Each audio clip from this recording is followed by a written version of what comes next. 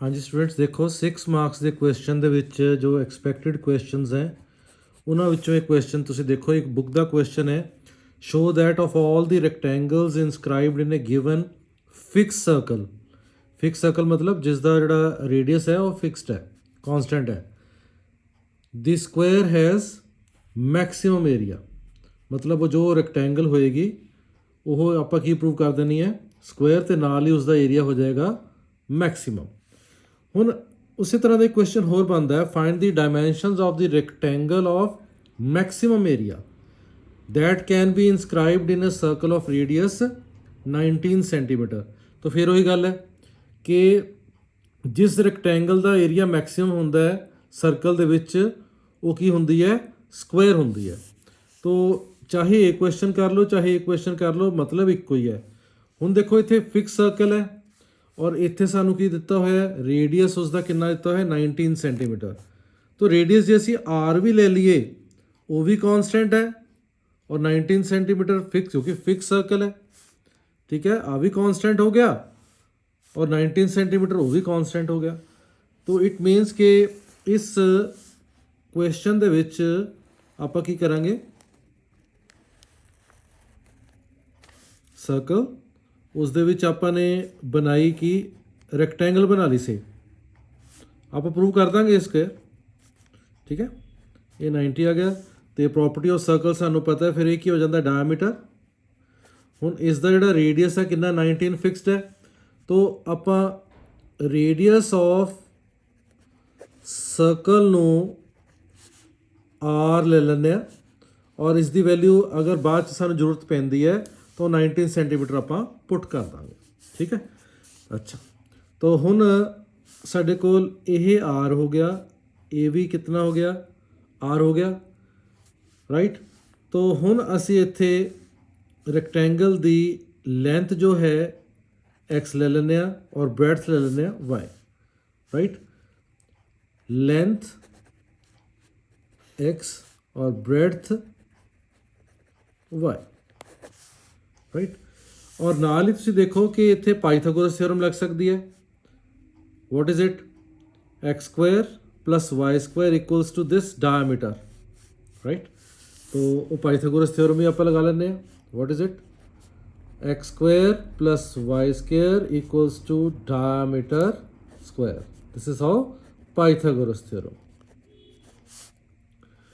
अच्छा, फिर आप करना की है, एरिया नू करना है मैक्सीमाइज। चेक करो, मैक्सीमम रैक्टेंगल का एरिया की है, मैक्सीमम एरिया नू मैक्सीमाइज करना है। तो एरिया की होंदा है एक्स इंटू वाई, जो रैक्टेंगल की लेंथ ब्रेड्थ मल्टीप्लाई कर दो, एरिया ऑफ रैक्टेंगल आ गया। हुण इत्थे तुसीं की करना है कि ये एक्स का कॉन्सटेंट, एक्स जी लेंथ है, रेडियस कॉन्सटेंट है, ठीक है। एक्स जोड़ा है उसनों असीं वाई नाल मल्टीप्लाई करना है। वाई स्क्वायर कितना आ गया 4r square minus x square, क्योंकि मैं तुहानूं बार बार दसदा हुन्ना कि जिहड़ा ये कॉन्सटेंट है उसनों तुसीं विच लैके आना ही आना है, ठीक। तो लेंथ इनटू वाई की वैल्यू जो है square root of 4r square minus x square, ठीक हो गया जी, है समझ आ गया, ओके।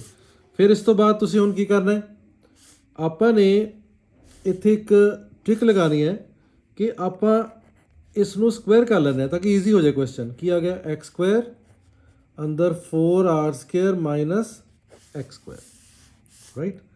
और इसनों आपां की ले लें से ए, तो ये आ गया साडे कोल 4r square x square minus x the power 4। हुण आपां ने इस एरिया नू की कर देना है, मैक्सीमाइज कर देना। तो असी करते हैं differentiating both sides with respect to x. तो d a upon d x, d by d x of a, 4 constant है, आर स्क्वायर कॉन्स्टेंट है, ये 2x आ गया माइनस 4x क्यूब आ गया, ठीक हो गया जी। इस तो बाद फिर आप करते होंगे क्रिटिकल पॉइंट वास्ते d a over d x equals to 0, this implies 4r² into 2x minus 4x cube equals to 0।